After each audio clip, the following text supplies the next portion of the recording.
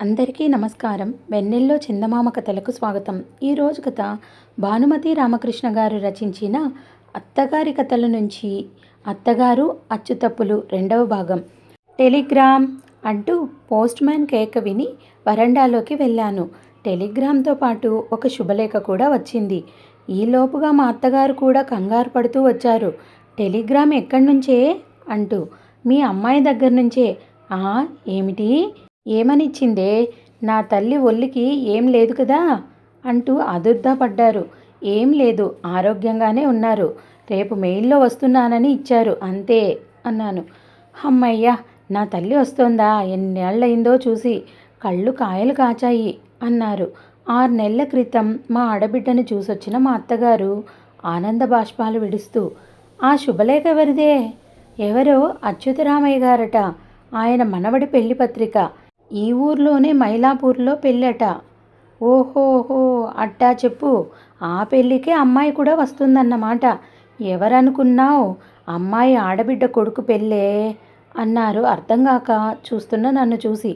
అన్నట్టు మేలు ఎన్నింటికి వస్తుంది అన్నారు. పొద్దుటే వస్తుందనుకుంటాను అన్నాను, నాకు టైం తెలియక. నీకు తెలియదన్నమాట. అయితే అబ్బాయికి కాస్త టెలిఫోన్ చేసి కనుక్కో. మేలు ఎన్ని గంటలకు వస్తుందో రేపు. బిడ్డ రాత్రి భోంచేసి బయలుదేరుతుందో లేక అట్లానే బండెక్కుతుందో. వస్తూనేనైనా 4 మెతుకులు తినకపోతే దానికి కళ్ళు తిరుగుతాయి. పైగా దంపుడు బియ్యం తప్ప మనం మింగే మరబియ్యం దాని ఒళ్ళికి కాదు అంటూ అప్పటికప్పుడు వడ్ల కొట్టు తెరిపి ఒక బస్తా వడ్లు తెచ్చి పని మనిషి ముందు పోసి దంచమన్నారు. రోకలు విరిగిపోయిందమ్మా అన్నది పని మనిషి. అది తప్పించుకోవడానికి ప్రయత్నిస్తోందనుకున్న మా అత్తగారు పక్కింటి నుంచి రోకలు తెచ్చి దంపమన్నారు. కొడుకు ఎన్నిసార్లు ఉప్పు మిరపకాయలు ఊరేయమన్నా ఇదిగో ఎండరాని, అదిగో మజ్జిగ మిగల్ని అంటూ కాలం గడిపిన మా అత్తగారు కూతురు కోసమని అప్పటికప్పుడు పచ్చిమిరకాయలు చీరి మజ్జిగలో వేశారు. ఊరగాయలు కొద్ది కొద్దిగా తీసి రాచిప్పలకు పట్టించి పెట్టారు. దానికి చింతకాయ పచ్చడంటే ఎంతో ఇష్టమే అంటూ మా చిన్నాన్న నా కోసం పంపిన చింతకాయ తొక్కు కాస్త తీసి కూతురు కోసం నూరి అట్టే పెట్టారు. దానికి పొట్లకాయ వేపుడంటే ప్రాణం అంటూ విత్తనాల కోసం అట్టే పెట్టిన 2 పొట్లకాయలు కోసుకొచ్చి పడేశారు. మెంతిపిండి తప్ప అంగట్లో కొన్న విసకలాంటి సీకాయ అది జన్మకు తల మీద వేసుకోదే అంటూ మెంతులు సీకాయ నానేశారు. సున్నిపిండి తప్ప సోపులు గీపులు దానికి అలవాట్లేదే అంటూ అప్పటికప్పుడు తిరగలు ముందేసుకొని సున్నిపిండి విసరడం మొదలెట్టారు. సున్నిపిండిలోకి ఖర్జూరాలు గట్రా సమయానికి ఇంట్లో లేకపోయినే అని బాధపడ్డారు కాసేపు. అన్నట్లు రామేశ్వరం నుంచి వస్తూ శ్రీ విల్లిపుత్తూరు ఆండాళ్ళు వాసన చెక్కపొడి తెచ్చి నీకిచ్చానే, ఎక్కడే అది? ఉంటే కాస్తివ్వు, పిండిలో కలుపుతాను. లేకపోతే పచ్చి వాసనేస్తుంది పిండి అంటూ అది అడిగి పుచ్చుకున్నారు. అయ్యో, నా మతిమరుపు మండిపోను. అసలు అది వడియం లేకపోతే నోట ముద్ద పెట్టదే అంటూ వడియాలకు పప్పు నానబోసి గుమ్మడికాయ కోసం పక్కింటి వాళ్లకు కబురు పెట్టారు. మా అత్తగారు వడియాలు వేస్తే 4 కాలాల పాటు ఉండేటట్టు వేస్తారు. అవి మనుషుల పళ్ళను గట్టిపరచడమో లేక ఊడగొట్టడమో తేల్చేస్తాయి. ఆ వడియాలు కంచంలో వేసేటప్పుడు వడగళ్ళ శబ్దం బయలుదేరుతుంది. 5 సంవత్సరాల క్రితం ఒకసారి మా కోసం వడియాలు వేశారు మా అత్తగారు. కర్మం జాలక అప్పుడే మా నాన్నగారు వచ్చారు ఊరు నుంచి. అన్నగారు, కొత్తగా వడియాలు చేశాను. ఇంకా బాగా ఎండలేదనుకోండి, అయినా ఎట్టా ఉన్నాయో కాస్త రుచి చూడండి అంటూ 4 వడియాలు మా నాన్నగారి కంచంలో వడ్డించారు మా అత్తగారు. భేష్ భేష్, గుమ్మడి వడియాలంటే నాకు ఇష్టమని మీకెట్లా తెలిసింది అంటూ సంతోషపడుతున్న మా నాన్నగారు వడియాన్ని తుంచడానికి ప్రయత్నించారు. చేతకాల కొరకడానికి ప్రయత్నించారు. లాభం లేకపోయింది. మొత్తం వడియం నోట్లో వేసుకోవడానికి ప్రయత్నించారు. చేటంత వడియం నోట్లో పట్టలా. చాలాసేపు అవస్థపడ్డారు. ఏమన్నగారు, వడియాలు ఎట్లా ఉన్నాయి? బాగానే ఉన్నాయి కానీ వీటిని కాస్త పొడిగా కొట్టించి వేస్తూ ఉండండి అన్నారు మా నాన్నగారు. కొరకురాని కొయ్యల్లా ఉన్న ఆ 4 వడియాల్ని కంచంలో ఓ మూలకు తోస్తూ. ఆ తర్వాత మా అత్తగారు ఏమనుకున్నారో ఏమో, మళ్ళీ ఆ వడియాలు వేయించలేదు, ఎవరికీ వడ్డించలేదు. గప్చిప్గా ఊరుకున్నారు. ఎండకు ఎండుతూ వానకు తడుస్తూ పాత చింకి చాపనంటి పెట్టుకుని బయటే పడున్న వడియాల మీద చివరకు మా వాడు జాలిపడ్డాడు. తక్షణం వాడు వాడి స్నేహితులు కొందరు కలిసి కొన్ని వడియాల్ని ర్యాకెట్స్ లాగా ఆకాశానికి పంపే ఏర్పాటు చేశారు. చాలా వరకు ఆకాశానికి పంపగా మిగిలిన వడియాల్లో కొన్ని కాకుల్ని కుక్కల్ని తరవడానికి ఉపయోగించారు. ఆ తరవడంలో ఒక వడియం ఎవరో పిల్లవాడి కనతకు తగిలి చిట్లి బొటబొట రక్తం కారింది. ఈ సంగతి విన్న ఆ పిల్లవాడి తల్లి ఎవరో రాయి తీసి కొట్టి అబద్ధాలు ఆడుతున్నారని, వడియంతో అంత దెబ్బ తగలడం అసంభవమని మా ఇంటి మీదకి యుద్ధానికొచ్చింది. మేమంతా ఆవిడ కాళ్ళు గడ్డాలు పట్టుకొని బ్రతిమాలి అది రాయి కాదని వడియమే అని, పొరపాటున తగిలిందని నచ్చచెప్పి ఆవిడకి నమ్మకం కలిగించేందుకు చాప మీద పడున్న మిగిలిన వడియాలు చూపించాం. అప్పటికి సమాధానపడి దిక్కుమాలిన వడియాలు అని తిట్టుకుంటూ పిల్లివాడిని ఇంటికి తీసుకెళ్ళింది. ఇంకా ఆ వడియాలు అక్కడ ఉంటే ప్రమాదమని తక్షణం బయటే పారేయించాను, మా అత్తగారు చూడకుండా. అక్కడ వాటిని వదల్లేదు. ఎదురింటి ఆడపిల్లలు చిల్ల పెంకులకు బదులు ఆ వడియాల్ని తొక్కుడు బిళ్ళలుగా ఉపయోగించి ఆడుకున్నారు. ఆ తర్వాత వడియాలు కావాలని మేము అడగనూ లేదు, మా అత్తగారు వెయ్యనూ లేదు. కూతురు వస్తుందనగానే మళ్ళీ వడియాలు రుబ్బడానికి కూర్చున్నారు. అన్నట్లు మర్చిపోయానే, రేపటికి నెయ్యి లేదు ఎట్టా? కాఫీ పొడి కూడా అయిపోయినట్టే ఉంది. దానికి అన్నం అక్కర్లేకపోయినా రోజుకు 5-6 సార్లైనా కాఫీ కావాలి. రేపు ఆదివారం కూడాను. త్వరగా ఓ కాగితము పెన్సిలు తీసుకొచ్చి ఇవ్వవే అంటూ చెయ్యి కడుక్కున్నారు. అట్లాగే బజారు సామాన్లు కూడా తెప్పించండి. కందిపప్పు, మినపప్పు, చక్కెర రేపటిదాకా వస్తాయి అన్నాడు వంటవాడు నసుగుతూ. పీడా పోయింది పో. ఫస్ట్ తారీఖు 10 రోజులుందనంగానే అన్నీ నిండుకున్నాయా? బాగా ఉంది. సరే, మళ్ళీ మళ్ళీ ఎందుకు? ఒకేసారి చెప్పు ఏమేం కావాలో, రాసిస్తా. మళ్ళీ రేపు ఆదివారం కూడా అంటూ పెన్సిలు కాగితం తీసుకొని కూర్చున్నారు మా అత్తగారు. కందిపప్పు 10 మానికలు. ఓరిని 10 మానికల దొంగలదోలా. హవ్వా, ఎందుకురా 10 మానికలు? ఇంకా నయం 10 బస్తాలు అన్నావు కావు అంటూ పడి పడి నవ్వారు మా అత్తగారు. వెనకటికి మా అత్తగారింట్లో 80 మంది జనాభాకు నెలకు 10 బస్తాల పప్పు ఉడికేదట. ఆ కాలంలో పప్పే ప్రధానం. అట్టా ఉంది నువ్వు చెప్పేది. తర్వాత మినప్పప్పు 5 మానికలు. ఓరి నీ ఇంట వానగురువా, ఎందుకురా 5 మానికలు? వెనకటికి మా బంధువుల్లో ఒక ఆవిడ నిత్యం మినపగారెలు తినటానికే ఉన్న ఆస్తంతా తగిలేసిందట. బస్తాల బస్తాల మినప్పప్పు తిని తిని చివరకు పుట్టెడు చెవుడుతో పోయిందట ఆ ఇల్లాలు అంటూ మళ్ళీ నవ్వారు మా అత్తగారు. వంటవాడు చిన్నబుచ్చుకున్నాడు. ఆ మాట సామెత కన్నా కానీ తొందరగా తెములు మరి. ఇట్లా ఒక్కొక్కటి చెప్తే ఎప్పటికయ్యేట్టు వరుసగా చెప్పుకుపో, నే రాసుకుంటూ పోతాను అని మా అత్తగారు అంటుంటే వంటవాడు పరుగు లకించుకున్నాడు.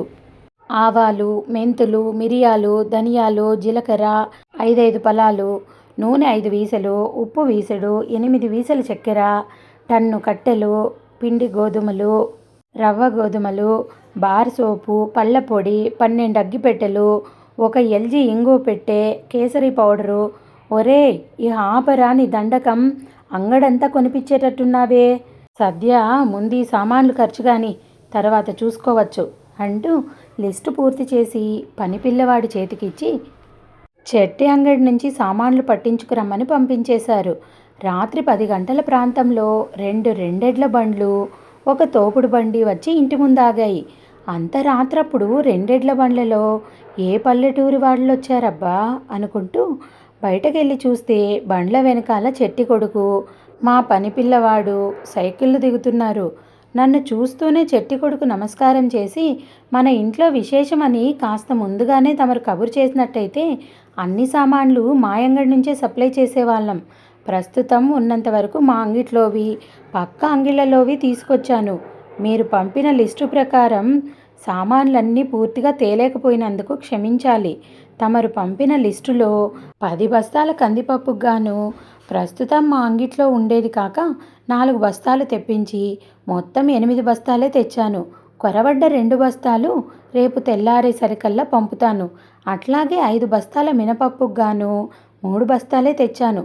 అది మా అంగిట్లో 1.5 బస్తా పప్పే ఉండింది. మిగతాది బయట అంగళ్ళ నుంచి తెప్పించాం. చిన్న చిన్న సామానంతా మామూలుగా పంపే తోపుడు బండిలోనే తెచ్చా. ఇకపోతే వీస కట్టెలు, 8 టన్నుల చక్కెర అని వ్రాసుంది లిస్టులో. అది పొరపాటున రాశారేమో కనుక్కుపోదామని వచ్చాను. ఎందుకంటే ప్రస్తుతం మార్కెట్లో చక్కెర దొరకడం చాలా కష్టంగా ఉంది. వీస చక్కెర కోసం జనం క్యూలో నేలబడి పడిగాపులు పడుతున్నారు అంటూ చెట్టి కొడుకు చెబుతూ ఉంటే గుడ్లప్పజెప్పి వింటూ కొయ్యబారి నిలబడ్డాను. ఎవరే బండ్లల్లో వచ్చింది? కొంపదీసి పెండ్లికొచ్చిన పల్లెటూరు బంధువు ఎవరైనా విడదిల్లనుకొని రాలేదు కదా అంటూ లోపల నుంచి వచ్చారు మా అత్తగారు. నమస్కారం పెద్దమ్మగారు. తమరు రాసి పంపిన లిస్టులో సామాన్లన్నీ కాస్త కొరవడ్డందుకు క్షమించండి. 10 బస్తాల కందిపప్పుకు గాను 8 బస్తాలే తెచ్చాను. మినప్పప్పు కూడా 2 బస్తాలు కొరవడ్డాయి. ఆ 2 రేపు పంపిస్తాననుకోండి. కానీ చక్కెర అదొక్కటే కష్టం. అసలది ఎంత రాశారో కనుక్కొని పోదామని వచ్చాను. 8 టన్నుల చక్కెర లేక ఓరిని టన్నుల దొంగలదోలా? ఈ బండ్లేమిటి, బస్తాలేమిటి? హవ్వా, ఏమిటి అన్యాయం? నీకేం మతిగితి పోలేదు కదా అబ్బి? చెట్టి కొడుకు వెలవెలబోతూ తమరు పంపిన లిస్టు ప్రకారమే తెచ్చాను అన్నీ అన్నారు. చాలే ఊరుకో పెద్ద మనిషి, ఎవరైనా నవ్విపోతారు. నే రాసిన లిస్టులో ఇన్ని సామాన్లు రాశానా? ఏది చూపించు లిస్టు అంటూ నిలేశారు చెట్టి కొడుకును. చెట్టి కొడుకు జేబులన్నీ వెతుక్కున్నాడు. కనిపించలా. పనిపిల్లాడిని అడిగారు. తీసుకున్నాను సార్ అన్నాడు వాడు. కంగారు పడుతూ ఇప్పుడే వస్తాను అంటూ సైకిల్ తీసి పరిగెత్తాడు చెట్టి కొడుకు. అన్నీ దొంగ వేషాలు, దొంగ బుద్ధులును. అంగట్లో అమ్ముడుబోని సరుకులు ఊళ్ళో వాళ్ళ నెత్తి కట్టాలంటే ఎట్లా? అన్యాయం. న్యాయం ఉండక్కర్లా? ఇట్లా ఎవరైనా రాస్తారా? ఇంత అన్యాయం చేస్తుంటేనే 6 నెలల క్రితం అంగట్లో ఉండేవన్నీ పట్టబగలే దొంగలు దోచుకుపోయారు అంటూ చెట్టికి అష్టోత్తరాలు జరుగుతుండగానే చెట్టి కొడుకు పరిగెత్తుకొచ్చాడు సైకిల్పై. లిస్టు కాగితం దారిలోనే దొరికింది. కర్చీఫ్ తీస్తుంటే కింద పడ్డట్లుంది. ఇందా అండి మీరు రాసి పంపిన లిస్టు అంటూ మా అత్తగారి చేతికి అందించాడు ఆయాసపడుతున్న చెట్టి కొడుకు. మా అత్తగారు లిస్టులో తనేం రాశారో చూసేలోగానే నేను దొంగలా లోపలికి జారుకున్నాను. కాసేపటికి బండ్లు వెళ్ళిపోయిన చప్పుడు వినిపించింది. గప్చిప్గా లోపలికొచ్చారు. మర్నాడు తెల్లవారుజామున నేను లేచేసరికే మా అత్తగారు లేచి నీళ్ల పొయ్యి అంటించారు. రాత్రి మా వారు ఆలస్యంగా రావడం వల్ల డ్రైవర్తో చెప్పడం మర్చిపోయిన నేను పిల్లిలాగా వెళ్ళి పనిపిల్లవాడిని లేపాను. పనిపిల్లవాడు లేచి కూర్చొని కాసేపు నిద్రపోయాడు. మళ్ళీ తట్టి లేపాను. నిలబడి కాసేపు నిద్రపోయాడు. చివరకు ఇట్లా కాదని చెంబెడు నీళ్లు తెచ్చి వాడి నెత్తిన పోసా. ఈహ పిచ్చెత్తినట్లు కలవరిస్తూ ఇల్లంతా పరిగెత్తడం మొదలెట్టాడు. మా అత్తగారు డ్రైవర్ సంగతి అడిగేలోగా కబురు పెడదామనుకుంటే ఎంతకీ వాడు స్పృహలోకే రాలేదు. మూల ఉన్న ఫేమ్ బెత్తంతో ఒక్కటి తగిలించా.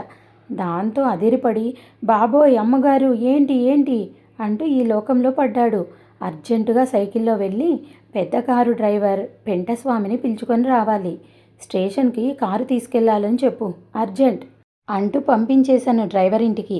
10 నిమిషాల్లో తిరిగొచ్చేశాడు. పెంటస్వామికి ఒంట్లో బాగాలేదని అయ్యగారి దగ్గర లీవ్ తీసుకొని రాత్రే ఊరికెళ్ళాడని, అంచేత చిన్న కారు డ్రైవర్ మురుగుస్వామిని అర్జెంటుగా రమ్మన్నానని చెప్పొచ్చానని చెప్పాడు. నా గుండెలో రాయి పడ్డది. మా అత్తగారికి మొదటి నుంచి మురుగుస్వామి తాత డ్రైవర్ అంటే వళ్ళు మంట. దానికి కారణాలు లేకపోలేదు. ఒకసారి మురుగుస్వామి తాత డ్రైవ్ చేస్తే మా చిన్న కారులో దేవాలయానికి వెళ్ళాం. మా అత్తగారు నేను. తిరిగి వచ్చే వేళకు కాస్త చీకటి పడింది. అప్పటికి ఇంకా దీపాలు కూడా పెట్టారో లేదో. ఇంకా మా మురుగుస్వామి తాత రోడ్డు వదిలేశాడు. పేవ్మెంట్ మీద నడిచే జనం మీదకి పోయి ఒదిగి నడిచే వాళ్ళందరినీ జడిపించడం మొదలెట్టాడు. ఎదురుగ్గా ఓ పెద్ద లారీ భయంకరంగా హెడ్లైట్స్ వేసుకొని వస్తుంటే మా మురుగుస్వామి తాత కండ్లు చీకట్లు కమ్మాయి. అమాంతంగా ఆ లారీతో ఢీకొట్టబోయి చటుక్కున పక్కకు తప్పుకోవడంతో రోడ్డు పక్క నుండే చెట్టెక్కించాడు మమ్మల్ని. సగం చెట్టెక్కిన కారు సడన్గా వెనక్కి తగ్గడంలో మా నడుములు విరిగాయి. సిలోన్ టెంకాయ లాంటి మా అత్తగారి తలకాయ వెళ్ళి కారు వెనక వైపు గ్లాసుకు తగిలి గ్లాసు సహస్ర తునకలయ్యింది. పోలీసులు చేరకముందే ఎట్లాగో ఆ చోటు నుంచి బయటపడ్డాం. ఆ రోజు నుంచి మా అత్తగారికి మురుగుస్వామి తాత అంటే హడల్. అసలు ఆ గుడ్డిపీనుగా రోడ్డు మీద కారు నడపడం మానేసి చాలా కాలం అయిందే.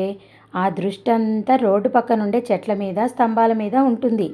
మీరు కాబట్టి ఇంకా ముసలి పీనుగను డ్రైవర్గా అట్టే పెట్టుకున్నారు కానీ ఇంకెవళ్ళన్నా అయితే తన్ని తగలేస్తారు. ఇహ ఆ మురికి వెధవ కారులో చస్తే కూర్చోను అంటూ ఆనాటి నుంచి శపథం పట్టారు మా అత్తగారు. తీరా తన కూతుర్ని స్టేషన్ నుంచి తీసుకురావడానికి మురుగుసామే వెళ్తున్నాడని తెలిస్తే చిక్కే. మా అత్తగారు కేకేశారు. మేలు ఎన్నింటికొస్తుందో అబ్బాయిని అడిగావా? డ్రైవర్ కబురు పెట్టావా? ఆవిడ ప్రశ్నించారు. ఆ, ఈ పాటికి వస్తుండాలి అన్నాను. ఎవరు? పెంట వెధవా మురికి వెధవా? మురుగుసామే. ఆ అంటూ అదిరిపడ్డారు మా అత్తగారు. అయ్యో నెత్తిరాత, ఆ గుడ్డి పీనుగనెందుకు రమ్మన్నావే? పెంటస్వామి ఒళ్ళు బాగోలేదని లీవులో ఏదో ఊరికెళ్ళాడట. మరి ఎవరో ఒకరు స్టేషన్కి బండి తీసుకెళ్ళాలిగా. అది సరే, ఈ మురికి వెధవ సమంగా రోడ్డులో వస్తాడో లేక దాన్ని తీసుకెళ్ళి చెట్టెక్కిస్తాడో ఎట్టా తెలుస్తుందే? సరే, ఏం చేస్తాం? దాని అదృష్టం నా అదృష్టం అట్టా ఉంది అంటూ తల పట్టు కూర్చున్నారు మా అత్తగారు. అమ్మా, స్టేషన్కి కారు తీసుకెళ్ళమన్నారంటనే అంటూ డ్రైవర్ మురుగుస్వామి గొంతు వినిపించింది. మా అత్తగారే లేచి బయటకొచ్చారు. ఒరే మురుగు, అమ్మాయి వస్తుంది ఇప్పుడు మెయిల్లో. స్టేషన్కు కారు తీసుకెళ్ళు, తెలిసిందా? అన్నట్టు అమ్మాయిని ఎరుగుదువు కదా, 10 ఏళ్ల నాడు అది దాని మొగుడు వచ్చారు, జ్ఞాపకం ఉందా? ఇప్పుడు అది ఒక్కతే వస్తోందిలే. అన్నట్లు దాని మొగుడు పోయాక నువ్వు చూడలేదు కదూ. అప్పటికి ఇప్పటికీ దాని అవతారమే మారిపోయిందిలే. నువ్వు చూచినప్పటికీ ఇప్పటికీ ఒక్క పిసరు లావెక్కినట్టు కనిపిస్తుంది. ఇదంతా నీ గుర్తు కోసం చెబుతున్నా. ఇంతెందుకు, అమ్మాయిని కనుక్కోగలిగినావా సరే సరి, లేదా ఒక పని చెయ్యి. మేల్లో నుంచి ఏ విధవాడిదైనా దిగినా దగ్గరికెళ్ళి, అమ్మా మీరు అచ్యుతరామయ్య గారింటికి పెళ్ళికైనా వచ్చారు అని అడుగు చాలు. అవును అంటే మారు మాట్లాడకుండా కారులో ఎక్కించుకొనిరా.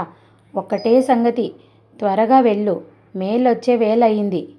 అమ్మాయి కాస్త నల్లగా ఉంటుంది, జ్ఞాపకం పెట్టుకో. అచ్యుతరామయ్య గారింటికి పెళ్ళికొస్తోంది అంటూ కారు బయలుదేరిన తర్వాత కూడా కూతుర్ని కనుక్కునే గుర్తులన్నీ వెనక నుంచి కేకేసి చెప్పారు డ్రైవర్ మురుగుస్వామికి. కారు అటు వెళ్తూనే పెళ్ళి ఇంటికి వచ్చిన బంధువుల్లో ఒక ముసలాయన మా అత్తగారిని చూసిపోదామని వచ్చాడు. ఏమమ్మన్ని, బాగున్నావా? ఎన్నేళ్ళయింది నిన్ను చూసి. చిన్నప్పుడు పరికిణీ చొక్కా వేసుకొని మా ఇంటికి ఆడుకోవడానికి వచ్చేదానివి, గుర్తుందా? అన్నాడా ముసలాయన కుర్చీలో కూలబడుతూ. ఆ ముసలాయనెవరో మా అత్తగారికి గుర్తులేదని ఆమె ముఖం చూస్తూనే గ్రహించాను. ఆ మనిషి ఎవరో మనసులోనే గుర్తు చేసుకోవడానికి ప్రయత్నిస్తున్న మా అత్తగారు పైకి తేలకుండా, గుర్తులేకేం, అంతా బాగున్నారా? అంతా ఎవరున్నారే అమ్మన్ని, అంతా పోయారు, మిగిలింది నేనొక్కడిని అన్నట్టు పరాంకుశంగాన్ని ఎరుగుదు గదా. మా అత్తగారి గొంతులో పచ్చి వెలక్కాయ పడ్డది. ఎరక్కేం, చిన్నప్పుడొట్టి లబోడాగా తిరుగుతుండేవాడు. ఇంకా ఏమో అనబోయారు మా అత్తగారు.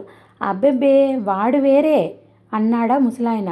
గతుక్కుమన్నారు మా అత్తగారు. వీడు ఎంఏ గిమ్మే చదివి లండను గిండను వెళ్ళొచ్చాడు. నువ్వు చెప్పే లబోడా వెధవ బహుశా రంగనాథం కొడుకు పరాంకుశం అయి ఉంటాడు అన్నాడా ముసలాయన. వాళ్ళిద్దరినీ ఎరగని మా అత్తగారి ప్రాణం ఆ మాటతో కుదుటపడ్డది. ఎవడో ఒక పరాంకుశం లబోడా అయితే అంతే చాలనిపించింది ఆ సమయానికి ఆవిడ ప్రాణానికి. అసలు ఆ ముసలాయన ఎవరో ఇంకా మా అత్తగారికి అంతు చిక్కక అవస్థలో పడ్డారు. సరే వస్తా, రేపు పెళ్ళినాడు అటొస్తావుగా నీ కోడల్ని తీసుకొని. అన్నట్టు నీ కూతురు కూడా రావాలనుకుంటాను పెళ్ళికి అంటూ లేచాడు. ఈవేళ మేల్లో వస్తోంది, స్టేషన్కు కారు కూడా పంపాం, అదొచ్చాక అటొస్తాలేండి అంటూ ముసలాయన్ని గేటు దాకా సాగనంపి వచ్చారు మా అత్తగారు. 10 గంటలైనా మా ఆడబిడ్డ రాలేదు. ఏమిటే అమ్మాయి ఇంకా రాలేదు? మేలొచ్చింది లేంది అబ్బాయిని టెలిఫోన్ చేసి కనుక్కోమను అన్నారు ఆదుర్దా పడుతున్న మా అత్తగారు. నేను నేరుగా స్టేషన్కే టెలిఫోన్ చేసి కనుక్కుంటే 4 గంటలు లేట్ అన్నారు. అయ్యో నెత్తిరాత, అయితే దానికి నిన్న ఈవేళ కూడా ఏకాశి అన్నమాట. రైల్లో కూర్చుంటే పచ్చిగంగ ముట్టుకోదే అది. శ్రీరామచంద్ర, ఏం చేసేది అంటూ ఆరాటపడడం మొదలెట్టారు మా అత్తగారు. కాసేపు ఇల్లంతా కాలుగాలిన పిల్లిలా తిరిగారు. వంటంతా ముగించి అన్నీ సిద్ధం చేసి చల్లారిపోయిన వేడినీళ్ళ పొయ్యి కింద మళ్ళీ మంటేసి వచ్చి, ఇంకా మేల్ రాలేదటే అన్నారు. మళ్ళీ టెలిఫోన్ చేసా స్టేషన్కి. మేల్ వచ్చి చాలాసేపు అయిందని వాళ్ళు చెబుతుండగానే వాకిట్లో కారు వచ్చి ఆగింది. అమ్మాయి వచ్చేసిందే అంటూ ఎంతో ఆప్యాయంగా మా అత్తగారు గబగబా కారు దగ్గరికి పరిగెత్తారు. పెళ్లివారిల్లు ఇదేనా అంటూ ముసుగు సవరించుకుని కారులో నుంచి దిగింది నల్లగా లావుగా ఉన్న ఒక విధవావిడ. ఒక్క క్షణం మా అత్తగారు గుడ్లు తేలేసి నోట మాట లేకుండా కొయ్యబారి నిలబడిపోయారు. ఈమెనమ్మా తమరు చెప్పిన అచ్యుతరామయ్య గారింటికి పెళ్ళికొచ్చారు అంటూ నీళ్లు నమిలాడు డ్రైవర్ మురుగుస్వామి తాత. ఓరి నీ అచ్యుతరామయ్య అడవులు పట్టిపోను, ఈవిడెవర్రా, అమ్మాయి ఏదిరా? అట్లా గుడ్లప్ప చెప్పి చూస్తావేమిట్రా గుడ్డి పీనుగా, జవాబు చెప్పి ఏడు అంటూ మా అత్తగారు ఒక్క అరుపు అరిచేసరికి తమరు చెప్పినా అంటూ తడబడ్డాడు మురుగుస్వామి తాత. ఎవరైనా కాస్త గట్టిగా కోప్పడితే నత్తొస్తుంది మురుగుస్వామి తాతకు. అయితే పెళ్ళిళ్ళు ఇది కాదన్నమాట. ఎట్లాగూ ఇంతకు రావాల్సిన మీ అమ్మాయి మా ఊరు నుంచి రావాలా అండి అని అడిగింది సైను పంచావిడ. మీ ఊరు నుంచి మాత్రం కాదు, అయినా తెలియక అడుగుతా గాని ఎవరమ్మా నువ్వు, ఎవరి కోసమో వచ్చిన కారులో నువ్వెట్టా వచ్చావు అంటా. అడగక్కర్లా ఎవరికోసం వచ్చింది కారు ఏమిటి అని విచారించక్కర్లా అంటూ ఆ సైను పంచావిడిని జాడించారు మా అత్తగారు. బాగుందండోయ్ బామ్మగారు, పెళ్ళింటికి వంట మనిషి హోదాలో వచ్చాను కానీ మీ ఇంటికి ముష్టికి రాలేదు. రైలు దిగ్గానే మీ డ్రైవర్ నా దగ్గరకు వచ్చి ఫలానా అచ్యుతరామయ్య గారింటి పెళ్ళికేనా వచ్చారు అని అట్లా అని అడిగాడు. అవునంటిని. వెంటనే నా చేతిలో ఉన్న పెట్టె లాక్కొని వెళ్ళి కారులో పెట్టాడు. అతడు వెనకాలే నేను రావాలంటారా వద్దంటారా? నాకు తెలుసు వీడిట్లాంటిదేదో చేస్తాడని అంటూ కారెక్కారు మా అత్తగారు. మొదటనే వెళ్ళుంటే ఇంత అనర్థం లేకుండా పోయేది. నిన్నటి నుంచి అన్నం నీళ్లు లేకుండా బిడ్డ ఎంత అగచోట్ల పడుతోందో, కారు కోసం ఏం పడిగాపులు పడుతోందో చూస్తావేమ్రా, బయలుదేరు అంటూ ఒక్క అరుపు అరిచారు. గజగజలాడుతున్న మురుగుస్వామి తాత పిల్లిలాగా కారులో కూర్చొని కారు స్టార్ట్ చేశాడు. కారు బయలుదేరేలోపుగానే మరో టెలిగ్రామ్ వచ్చింది. మా ఆడబిడ్డ కొన్ని అసందర్భాల వల్ల పెళ్ళికి రావడం లేదని, గాబరా పడవద్దని, 5-6 నెలల్లో తను తప్పక వస్తానని, స్టేషన్కు కారు పంపవద్దని ఇచ్చింది. అయ్యో నెత్తిరాత, అయితే ఇప్పట్లో బిడ్డను చూసే ప్రాప్తం లేదన్నమాట అంటూ ఒక్క నిట్టూర్పు విడిచి కారు దిగారు మా అత్తగారు. వెంటనే కారెక్కింది సైను పంచావిడ. కాస్త నన్న పెళ్లివారింటి దగ్గర దించమనండి బామ్మగారు, నా కోసం కనిపెట్టుకొని ఉంటారంతా అన్నది. సరే తప్పేదేముంది, ఆవిడ్ని తీసుకెళ్ళి పెళ్లి వాళ్ళింటి దగ్గర దిగవిడిచిరా, తీసుకొచ్చావుగా అన్నారు. ఆవిడ్ని చూస్తే ఒళ్ళు మండిపోతున్న మా అత్తగారు. వెళ్ళొస్తానమ్మాయి, వస్తానండి బామ్మగారు అన్నది కారులో కూర్చున్న సైను పంచావిడ.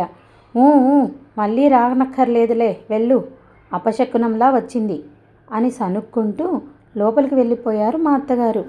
కథ సమాప్తం. ఈ కథ మీకు నచ్చిందనుకుంటాను. నచ్చినట్టయితే లైక్ చేసి, షేర్ చేసి మా ఛానల్ని సబ్స్క్రైబ్ చేసుకొని ఎంకరేజ్ చేస్తారని ఆశిస్తున్నాను. Thank you.